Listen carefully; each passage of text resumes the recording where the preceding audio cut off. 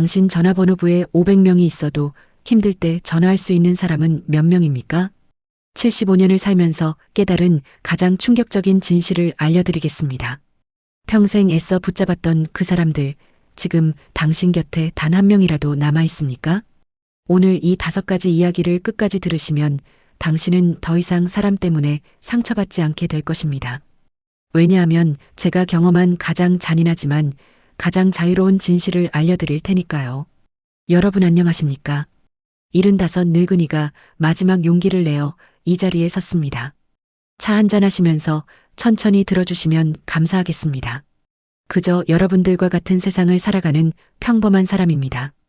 영상 시작하기 전에 구독, 좋아요 버튼 한 번씩 눌러주시면 영상 제작하는데 큰 힘이 됩니다. 감사합니다. 제가 오늘 하려는 이야기는 많은 분들이 듣기 싫어하는 내용일 겁니다. 인정하고 싶지 않은 현실일 겁니다. 하지만 누군가는 해야 할 이야기입니다. 저는 평생 사람을 붙잡고 살았습니다. 떠나는 사람 붙잡느라 남은 인생을 허비했습니다. 그리고 이제야 깨달았습니다. 그게 얼마나 어리석은 짓이었는지를요. 오늘 제가 전하는 5가지 이야기가 당신의 남은 인생을 바꿀 것입니다. 믿으십시오. 저처럼 후회하지 마십시오. 편하게 앉으셔서 끝까지 들어주십시오. 첫 번째 이야기. 20년 우정이 단 한 통의 전화로 끝난 날. 제게는 20년을 함께한 친구가 있었습니다. 매주 목요일이면 꼭 만나 소주를 마시던 친구였습니다. 서로의 고민을 나누고 위로하던 사이였죠. 그 친구 이름은 김영수라고 하겠습니다. 우리는 45살에 처음 만났습니다. 같은 아파트 단지에 살면서 자연스럽게 가까워졌습니다. 나이도 비슷하고 처지도 비슷했습니다. 둘 다 직장 생활에 지쳐 있었고 가정에서도 스트레스가 많았습니다. 목요일 저녁이면 단골 포장마차에서 만났습니다. 소주 한두 병씩 마시며 일주일 동안 쌓인 이야기를 풀어놨습니다. 그 시간이 유일한 낙이었습니다. 서로에게 위로가 되었습니다. 20년이 그렇게 흘렀습니다. 그동안 우리는 서로의 인생을 나눴습니다. 자식 걱정도 함께하고 부모 간병 문제도 의논하고 돈 문제로 고민할 때도 서로 위로했습니다. 저는 영수를 제 유일한 친구라고 생각했습니다. 세상에 이런 친구 하나면 충분하다고 여겼습니다. 그를 위해서라면 무엇이든 해줄 수 있다고 생각했습니다. 그런데 어느 날부터 변화가 시작되었습니다. 영수가 목요일 약속을 취소했습니다. 갑자기 회식이 생겼다고 했습니다. 저는 이해했습니다. 다음 주에 보자고 했습니다. 다음 주가 되었습니다. 영수가 또 약속을 취소했습니다. 이번엔 아내가 아프다고 했습니다. 저는 걱정했습니다. 괜찮냐고 물었습니다. 영수는 괜찮다고 다음 주엔 꼭 만나자고 했습니다. 하지만 다음 주에도 만나지 못했습니다. 영수가 바쁘다고 했습니다. 저는 조금씩 불안해지기 시작했습니다. 혹시 내가 뭘 잘못했나 싶었습니다. 한 달이 지났습니다. 저는 참지 못하고 전화를 걸었습니다. 영수는 전화를 받지 않았습니다. 2번, 3번 걸었습니다. 여전히 받지 않았습니다. 문자를 보냈습니다. 영수야, 무슨 일 있니? 내가 뭘 잘못했니? 얘기 좀 하자. 1시간 후 답장이 왔습니다. 아무 일 없어. 그냥 요즘 바빠. 나중에 연락할게. 하지만 연락은 오지 않았습니다. 일주일이 지나고 2주가 지나고 한 달이 지났습니다. 저는 미칠 것 같았습니다. 20년 친구가 갑자기 사라졌습니다. 저는 매일 밤 생각했습니다. 내가 뭘 잘못했을까? 혹시 내가 무심코 한 말이 상처가 되었을까? 돈 문제였을까? 아니면 다른 이유가 있을까? 2달째 되던 어느 날 저는 결심했습니다. 직접 찾아가기로 했습니다. 20년 우정이 이렇게 끝날 순 없다고 생각했습니다. 저녁 시간에 영수네 집 앞으로 갔습니다. 초인종을 눌렀습니다. 한참 후 영수가 문을 열었습니다. 그의 얼굴을 보는 순간 알았습니다. 뭔가 크게 잘못되었다는 것을요. 영수의 표정은 싸늘했습니다. 반갑지 않다는 표정이었습니다. 짜증 섞인 얼굴이었습니다. 영수야, 우리 얘기 좀 하자. 내가 뭘 잘못했니? 왜 이러는 거야? 영수는 한숨을 쉬었습니다. 그리고 말했습니다. 형님, 솔직히 말해도 될까요? 말해봐. 뭐든 얘기해. 영수가 입을 열었습니다. 사실 저는 형님 만나는 게 한 2년 전부터 힘들었어요. 처음엔 좋았어요. 서로 위로도 되고 좋았죠. 근데 시간이 갈수록 형님은 맨날 똑같은 얘기만 하시잖아요. 무슨 소리야? 형님은 맨날 옛날 얘기만 하세요. 당신이 젊었을 때 얼마나 잘났는지, 얼마나 고생했는지, 자식 자랑, 손주 자랑, 맨날 똑같은 소리예요. 저는 그 얘기를 벌써 수백 번 들었어요. 나는. 그리고 형님은 제 얘기는 안 들으세요. 제가 뭘 얘기하려고 하면 끊고 당신 얘기하세요. 제가 힘들다고 하면 옛날엔 더 힘들었다고 하시잖아요. 저는 형님 만날 때마다 스트레스였어요. 영수의 말에 저는 할 말을 잃었습니다. 머리가 하얘졌습니다. 영수가 계속 말했습니다. 그리고 솔직히 말하면 형님은 너무 의존적이에요. 맨날 외롭다고, 자식들이 안 찾아온다고, 세상이 각박하다고. 저도 제 인생 사는 게 힘들어요. 형님까지 챙길 여력이 없어요. 제 눈에서 눈물이 났습니다. 영수는 그런 저를 보고 더 차갑게 말했습니다. 형님, 미안하지만 이제 그만 만났으면 좋겠어요. 저도 제 인생 살고 싶어요. 형님 만나면 에너지가 다 빨려요. 이해해 주세요. 저는 아무 말도 못했습니다. 그냥 고개를 숙이고 돌아섰습니다. 집으로 걸어오는 내내 눈물이 멈추지 않았습니다. 집에 와서 며칠을 울었습니다. 밥도 제대로 못 먹었습니다. 20년 우정이 이렇게 허무하게 끝났습니다. 그런데 며칠을 울고 나니 조금씩 생각이 정리되었습니다. 영수 말이 틀린 건 아니었습니다. 저는 정말로 제 얘기만 했습니다. 영수를 친구가 아니라 제 감정 쓰레기통으로 대했습니다. 그리고 가장 충격적인 깨달음은 이거였습니다. 저는 20년 동안 영수를 제 친한 친구라고 생각했는데 영수는 저를 짐으로 생각했다는 겁니다. 20년 동안 저 혼자만 착각하고 산 겁니다. 이 일 이후 저는 사람을 대하는 방식이 완전히 바뀌었습니다. 더 이상 일방적으로 연락하지 않습니다. 제 얘기만 하지 않습니다. 상대방이 원하지 않는데 억지로 만나지 않습니다. 그리고 알게 되었습니다. 진짜 친구는 20년이 아니라 한 번의 대화로 알 수 있다는 것을요.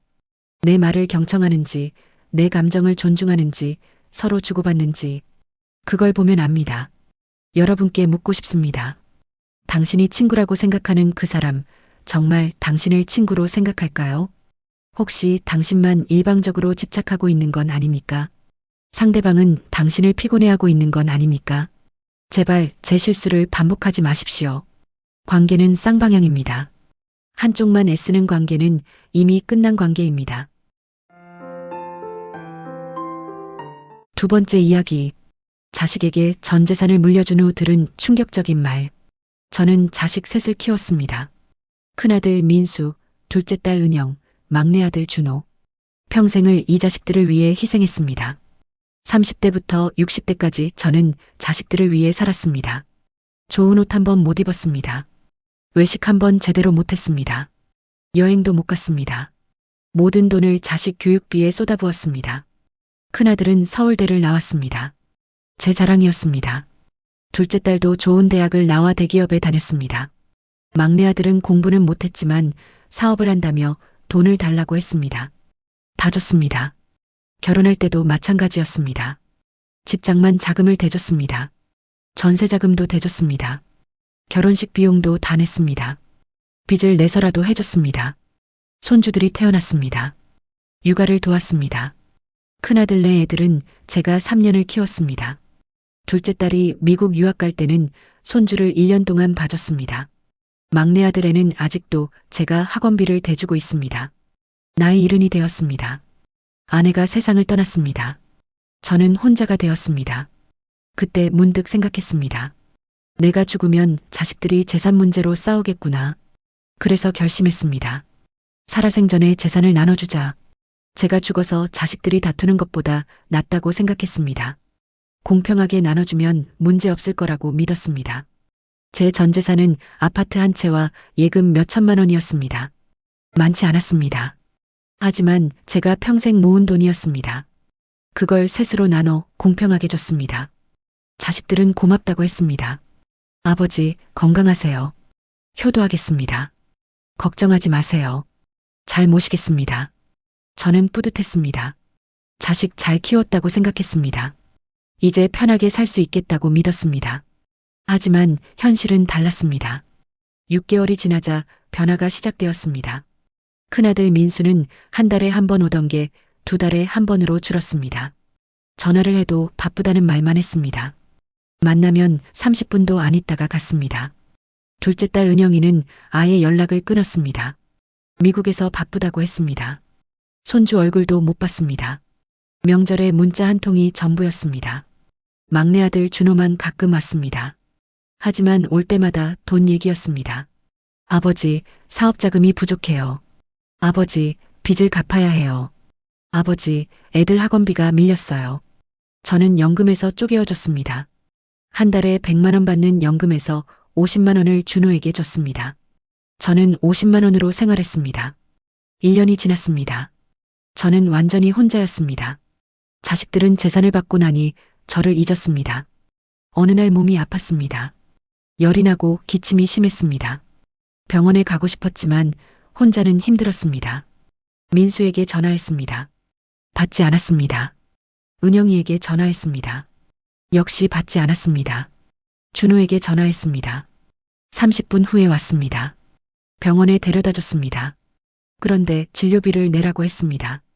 저는 지갑을 꺼냈습니다. 준호는 바쁘다며 가버렸습니다. 집에 혼자 돌아와 누웠습니다. 약을 먹었습니다. 눈물이 났습니다. 이게 뭔가 싶었습니다. 며칠 후 준호가 또 왔습니다. 또 돈을 달라고 했습니다. 저는 말했습니다. 이제 줄 게 없다고. 연금으로 겨우 생활하고 있다고. 병원비도 내기 힘들다고. 준호의 얼굴이 굳어졌습니다. 그리고 이렇게 말했습니다. 아버지, 솔직히 말씀드릴게요. 준호야, 무슨 소리야. 저희는 아버지가 재산 주실 때까지만 참은 거예요. 솔직히 그동안 얼마나 힘들었는지 아세요.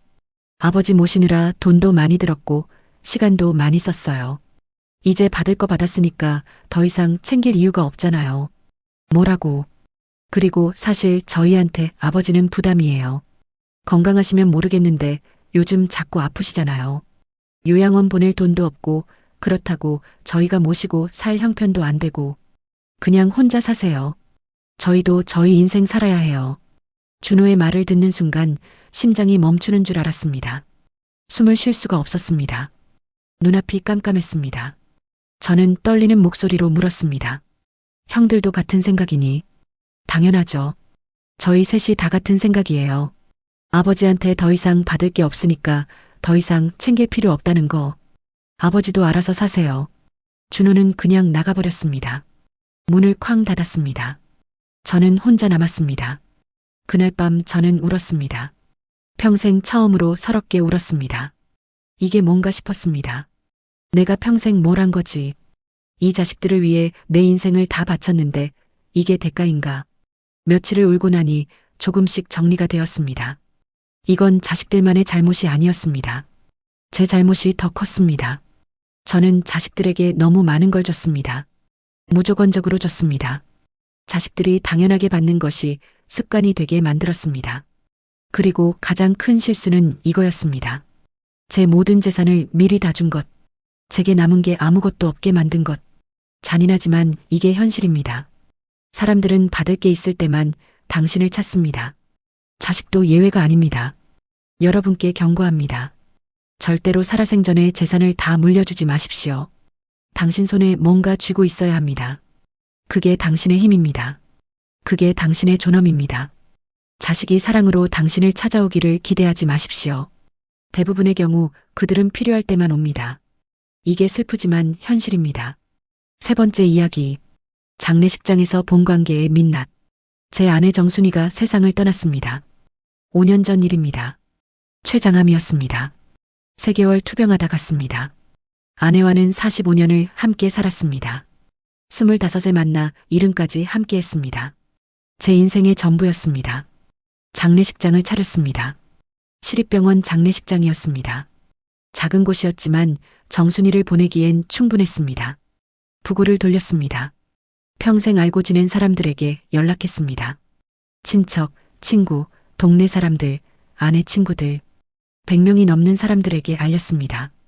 첫날 오전 장례식장 문을 열었습니다. 사람들이 오기 시작했습니다. 동네 아주머니들이 왔습니다. 같은 아파트 사는 사람들이 왔습니다. 아내의 옛날 직장 동료들이 왔습니다. 장례식장이 붐볐습니다.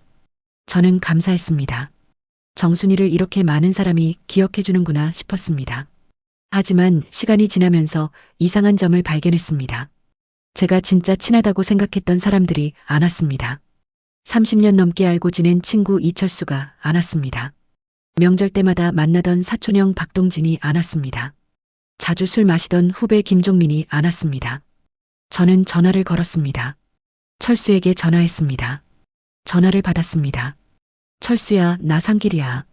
정순이가 갔어. 장례식장 좀 와줄 수 있니? 아, 형님. 미안해요. 저 지금 지방에 있어요. 부산에 출장 와 있어서 못 갈 것 같아요. 정말 미안해요. 하지만 철수는 거짓말을 하고 있었습니다. 그날 저녁 SNS를 보니 철수는 서울에서 친구들과 술을 마시고 있었습니다. 사진을 올렸습니다. 행복한 표정이었습니다. 동수 형에게도 전화했습니다. 형님, 저 상길이에요. 정순이가 세상 떠났어요. 장례식 좀 와주세요. 아이고, 상길아, 내가 가고 싶은데 몸이 안 좋아서 못 가겠다. 미안하다. 부의금은 보낼게. 하지만 부의금은 오지 않았습니다. 일주일이 지나도 한 달이 지나도 오지 않았습니다. 종민이에게도 연락했습니다. 역시 바쁘다는 핑계였습니다. 저는 실망했습니다. 평생 함께했다고 생각한 사람들이 가장 힘든 순간에 없었습니다. 반대로 예상 못한 사람들이 왔습니다. 10년 전 단 한 번 만난 이웃 최 아저씨가 왔습니다. 엘리베이터에서 인사만 나누던 사람이었습니다. 그런데 첫날 새벽부터 와서 밤늦게까지 자리를 지켰습니다. 최 아저씨는 조문객을 응대하는 것을 도왔습니다. 차도 끓여주고 심부름도 해주고 제가 화장실 갈 때 자리도 지켜줬습니다. 왜 이렇게까지 해주시냐고 물었습니다. 최 아저씨가 말했습니다. 상길 씨, 저도 5년 전에 아내를 먼저 보냈어요. 그때 정말 힘들었는데 아무도 안 도와줬어요. 그래서 같은 처지인 사람이 있으면 꼭 도와주려고 해요. 힘내세요. 최 아저씨의 손을 잡고 울었습니다. 10년 동안 제대로 대화도 나눈 적 없는 사람이 30년 친구보다 더 큰 위로가 되었습니다. 5년 전 길에서 우연히 인사 나눈 후배 정민이도 왔습니다. 저는 정민이 얼굴도 제대로 기억 못했습니다. 하지만 정민이는 꽃다발을 들고 와서 진심으로 위로했습니다. 정민이는 제 손을 잡고 말했습니다. 선배님, 제가 힘들 때 선배님이 격려해 주신 말 아직도 기억해요. 그때 그 말이 제 인생을 바꿨어요. 정말 감사했어요. 선배님 힘드실 때 제가 옆에 있고 싶었어요. 저는 정민이에게 무슨 말을 했는지도 기억이 안 났습니다. 하지만 정민이는 기억하고 있었습니다. 그리고 제일 힘든 순간에 와줬습니다. 거의 연락 없이 지낸 먼 친척 영자 이모도 왔습니다. 아마 10년은 만나지 못했을 겁니다. 하지만 영자 이모는 부의금 봉투를 두툼하게 들고 왔습니다. 말없이 절을 하고 갔습니다. 나중에 봉투를 열어보니 50만 원이 들어 있었습니다. 영자 이모는 넉넉하지 않은 형편인데 이렇게 큰 돈을 준 겁니다. 눈물이 났습니다. 장례를 치르는 3일 동안 저는 많은 것을 봤습니다. 그리고 깨달았습니다. 제가 평생 관계를 완전히 잘못 봤다는 것을요. 가까운 사람이 진짜 가까운 게 아니었습니다. 자주 만나는 사람이 진짜 친구가 아니었습니다. 오래 알고 지낸 사람이 진짜 인연이 아니었습니다. 진짜 관계는 위기의 순간에 드러났습니다. 내가 힘들 때 누가 곁에 있는지, 내가 슬플 때 누가 위로하는지, 내가 필요할 때 누가 달려오는지, 그게 진짜였습니다. 그리고 가장 충격적인 깨달음은 이거였습니다. 제가 평생 애써 붙잡고 관리했던 사람들은 정작 중요한 순간에 없었습니다. 매주 만나고 전화하고 신경 쓰던 그 사람들은 핑계를 대고 오지 않았습니다. 반대로 제가 신경 쓰지 않았던 사람들이 묵묵히 제 곁을 지켜줬습니다. 1년에 한 번 볼까 말까 하던 사람들이 새벽부터 와서 밤늦게까지 도와줬습니다. 이게 무엇을 의미할까요? 진짜 관계는 애쓰지 않아도 유지된다는 겁니다. 자주 만나지 않아도 중요한 순간에 나타납니다. 연락이 뜸해도 진심은 변하지 않습니다. 반대로 억지로 유지하는 관계는 가짜입니다. 아무리 자주 만나고 애써도 정작 필요할 때는 사라집니다. 장례를 치르고 나서 저는 전화번호부를 정리했습니다. 500개가 넘던 연락처를 50개로 줄였습니다. 장례식에 온 사람들만 남겼습니다. 그리고 결심했습니다. 이제부터는 진짜 사람들하고만 관계를 유지하겠다고, 숫자가 아니라 진심으로 사람을 대하겠다고 여러분께 묻고 싶습니다. 당신이 지금 위기를 맞는다면 누가 곁에 올까요? 당신이 쓰러진다면 누가 달려올까요? 그 사람이 몇 명이나 될까요? 솔직하게 세어보십시오. 손가락으로 셀 수 있을 겁니다. 그게 당신의 진짜 관계입니다. 나머지는 다 헛것입니다. 네 번째 이야기. 병원 침대에서 깨달은 무서운 진실. 72살 때 큰 수술을 받았습니다. 위암 3기였습니다. 의사가 말했습니다. 수술하면 5년은 살 수 있다고, 안 하면 1년이라고. 저는 수술을 선택했습니다. 아직 살고 싶었습니다. 손주들도 보고 싶었고 세상도 더 보고 싶었습니다. 수술은 8시간 걸렸습니다. 성공적이었다고 했습니다. 하지만 회복이 더뎠습니다. 합병증이 생겼습니다. 병원에 석 달을 입원했습니다. 처음 일주일은 사람들이 왔습니다. 자식들이 왔습니다. 민수, 은영, 준호가 다 왔습니다. 걱정하는 표정이었습니다. 손도 잡아줬습니다. 괜찮아지실 거라고 했습니다. 친척들도 왔습니다. 사촌들, 조카들이 과일 바구니를 들고 왔습니다. 쾌차하라는 말을 했습니다. 친구들도 왔습니다. 몇 안 되는 친구들이지만 다들 찾아왔습니다. 병실이 북적였습니다. 저는 고마웠습니다. 사람들이 날 걱정해 주는구나 싶었습니다. 이렇게 많은 사람이 날 사랑하는구나 생각했습니다. 하지만 2주가 지나자 분위기가 바뀌었습니다. 자식들 방문 횟수가 줄었습니다. 처음엔 매일 오더니 이틀에 한 번, 그 다음엔 3일에 한 번으로 줄었습니다. 한 달이 지나자 일주일에 한 번만 왔습니다. 그것도 와서 10분 있다가 갔습니다. 민수가 말했습니다. 아버지, 죄송한데 회사 일이 너무 바빠요. 자주 못 올 것 같아요. 간호사분들이 잘 챙겨주실 거예요. 은영이는 전화로만 안부를 물었습니다. 미국에서 바쁘다고 했습니다. 화상통화도 5분이면 끊었습니다. 준호는 가끔 왔지만 올 때마다 짜증이 났습니다. 아버지, 언제 퇴원하세요? 병원비가 너무 많이 나와요. 빨리 나으세요. 친척들은 처음 한 번 온 게 전부였습니다. 그 후로는 아무도 안 왔습니다. 전화도 안 왔습니다. 친구들도 마찬가지였습니다. 처음엔 자주 오더니 한 달 후부터는 문자만 보냈습니다. 쾌차하라는 말만 남기고 사라졌습니다. 저는 혼자였습니다. 긴 밤을 혼자 보냈습니다. 병실 천장을 바라보며 시간을 보냈습니다. 통증이 심할 때는 간호사를 불렀습니다. 두려울 때는 눈을 감고 기도했습니다. 밤이 가장 무서웠습니다. 어둠 속에서 혼자 있으면 죽음이 생각났습니다. 이대로 죽는 건 아닐까? 혼자 죽는 건 아닐까? 그럴 때마다 자식들에게 전화하고 싶었습니다. 하지만 참았습니다. 밤에 전화하면 짜증낼 게 뻔했으니까요. 어느 날 새벽 3시 통증이 너무 심해서 울었습니다. 소리내서 울지는 못했습니다. 옆 침대 환자들 깰까봐 그냥 이불을 뒤집어 쓰고 조용히 울었습니다. 그때 옆 침대 환자가 말을 걸었습니다. 70대 중반으로 보이는 할머니였습니다. 할아버지, 많이 힘드시죠? 나도 그래요. 밤만 되면 무섭고 외로워요. 저는 눈물을 닦으며 말했습니다. 네, 좀 그렇네요. 할머니가 말을 이었습니다. 할아버지도 사람들 다 떠났죠. 나도 그랬어요. 처음엔 다들 오더니 시간 지나니까 아무도 안 와요. 병든 사람은 짐이거든요. 아무도 짐을 지고 싶어 하지 않아요. 그 말이 비수처럼 꽂혔습니다. 부정하고 싶었지만 할 수 없었습니다. 그게 진실이었으니까요. 할머니가 계속 말했습니다. 나는 자식 넷을 키웠어요. 평생을 자식들 위해 살았죠. 그런데 내가 암에 걸렸다니까 다들 부담스러워해요. 병문안도 안 와요. 전화만 가끔 해요. 그것도 5분이면 끊어요. 저는 할머니 손을 잡았습니다. 할머니도 울고 있었습니다. 그날 밤 저는 많은 생각을 했습니다. 사람들은 건강한 당신은 좋아합니다. 함께 웃고 술 마시고 여행 다니는 당신을 좋아합니다. 돈 있고 건강한 당신을 좋아합니다. 하지만 병든 당신, 약한 당신, 도움이 필요한 당신은 부담스러워합니다. 피하고 싶어 합니다. 멀리하고 싶어 합니다. 그게 인간의 본성입니다. 냉정하지만 현실입니다.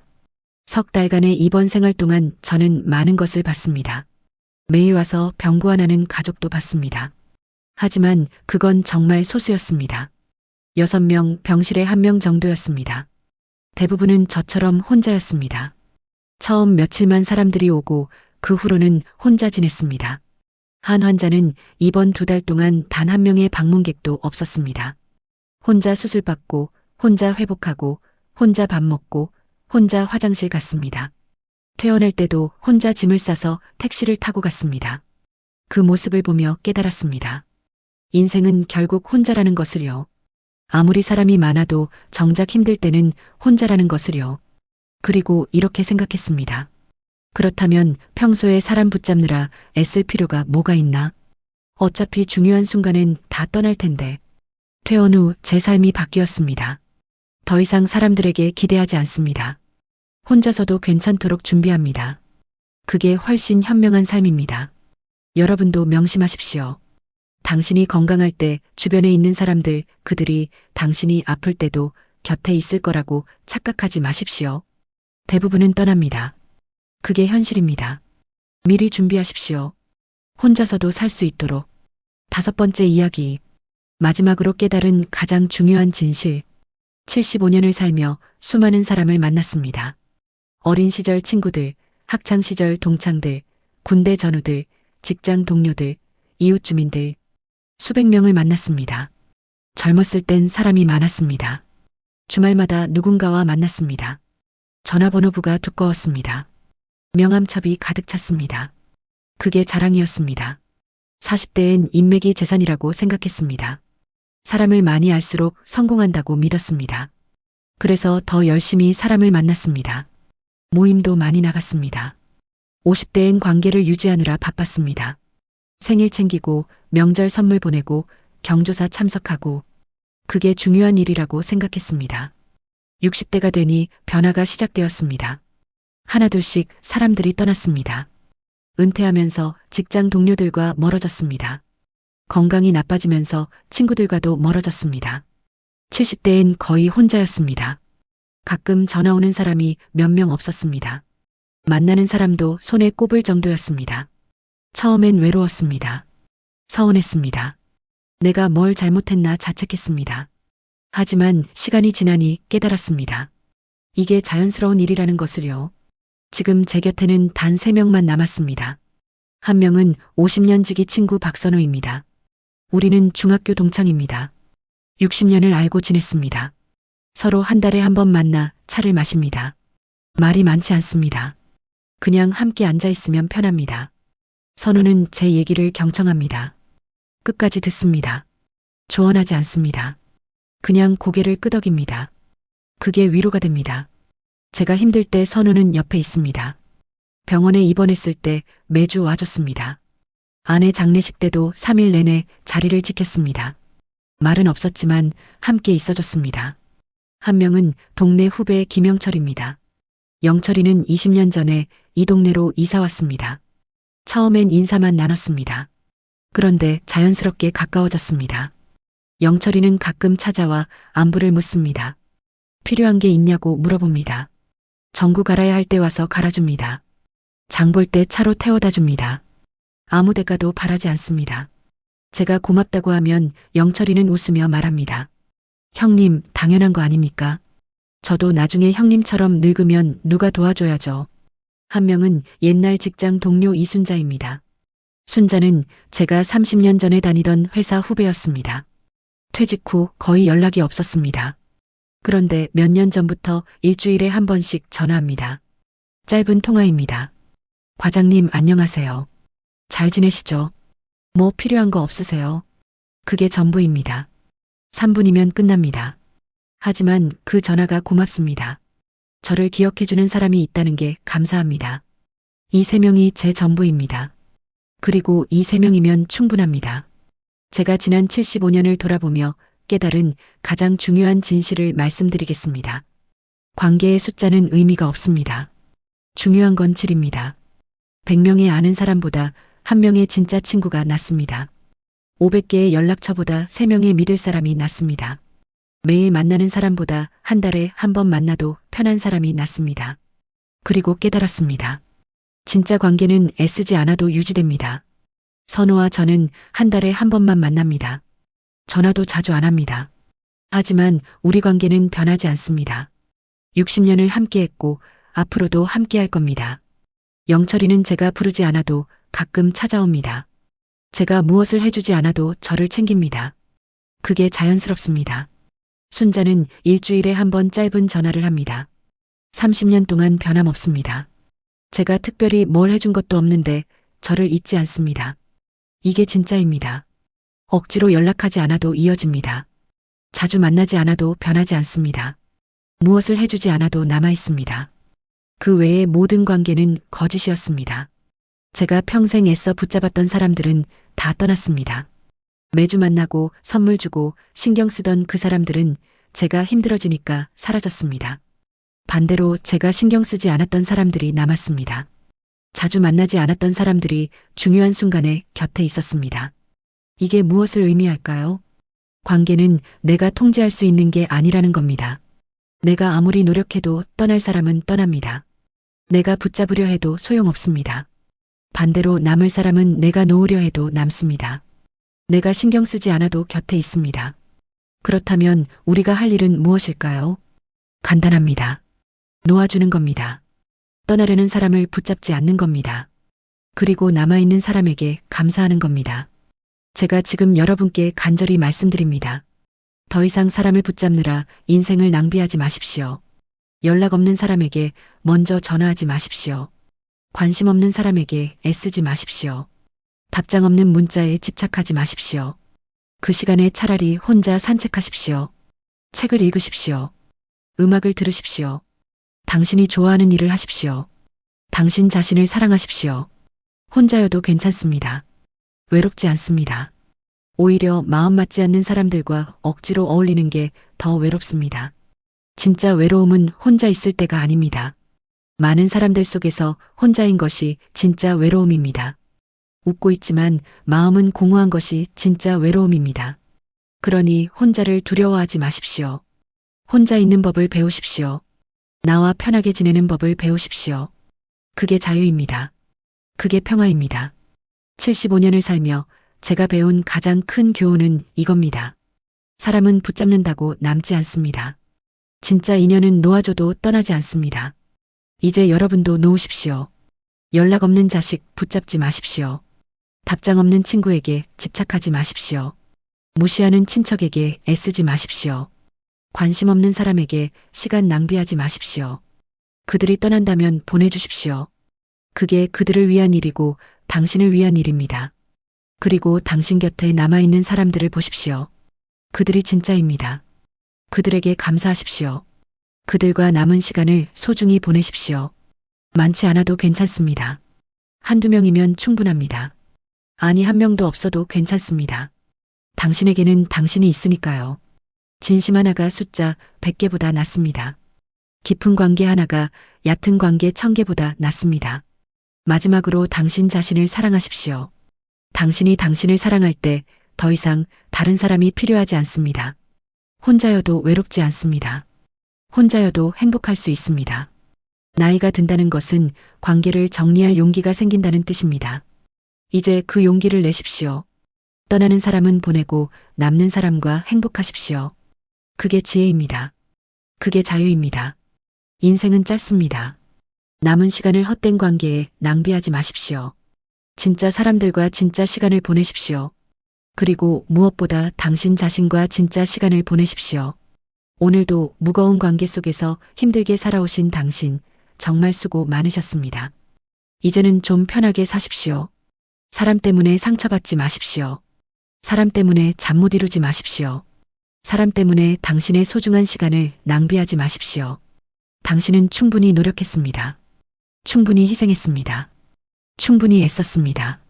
충분히 베풀었습니다. 이제 그만하셔도 됩니다. 떠나는 사람 붙잡지 마십시오. 남는 사람과 행복하십시오. 그리고 무엇보다 당신 자신을 사랑하십시오. 혼자여도 괜찮습니다. 적어도 괜찮습니다. 외로워도 괜찮습니다. 당신은 그 자체로 충분합니다. 당신은 이미 완전합니다. 고맙습니다. 오늘도 끝까지 들어주셔서 진심으로 감사드립니다. 당신의 남은 인생이 평온하고 자유롭고 행복하기를 간절히 기도합니다. 더 이상 사람에게 매달리지 마시고 당신 자신의 주인으로 사십시오. 구독과 좋아요는 제게 큰 힘이 됩니다. 이 이야기가 도움이 되셨다면 주변 분들과 나눠주십시오. 누군가에게는 인생을 바꾸는 이야기가 될 수 있습니다. 다음에 또 좋은 이야기로 찾아뵙겠습니다. 건강하십시오. 행복하십시오. 감사합니다.